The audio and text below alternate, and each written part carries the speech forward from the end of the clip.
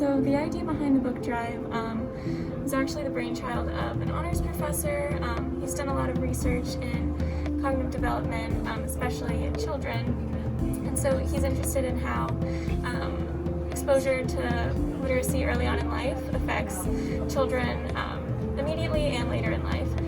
So our idea is to make sure we get books in the hands of children as early as possible, even if it's just parents reading to them, but exposure to books as soon as possible. That's why we're focusing on books marketed towards 0 to 5-year-olds. Early literacy is incredibly important for later success in life. And currently in the United States, about 37% of 4th graders don't meet basic expectations of reading proficiency.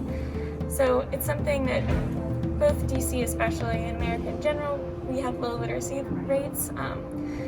So I think that's why the book drive is important. Additionally, it's really cool that we're involving students in a service project like this, because we've really been the driving force behind the book drive being a success thus far, and coming up with creative ideas on how we make it work. It's been so cool to see everyone reaching out to their prospective circles, both at GW and beyond, to see how quickly we've been able to come up and surpass our goal of collecting 1,000 books.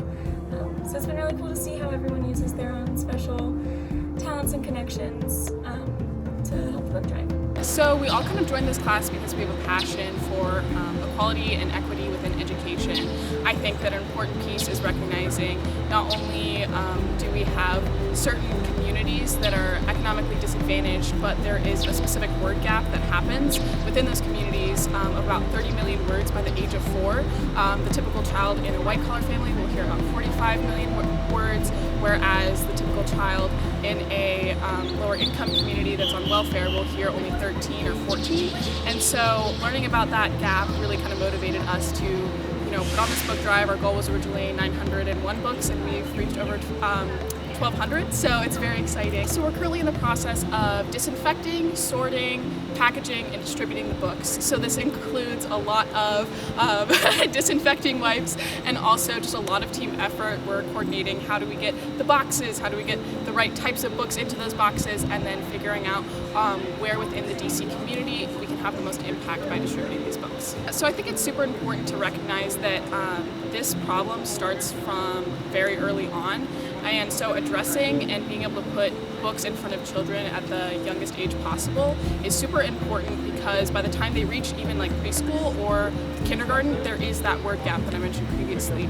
And so trying to address that was super important, and so that's why we are collecting books for ages 0 to 5 to just introduce as many words to increase the vocabulary and understanding of those children. I think that not only the GW community, but the DC community as a whole could do a lot of great work if we just reach out to stakeholders and start to collaborate with various organizations to increase equitable action within education.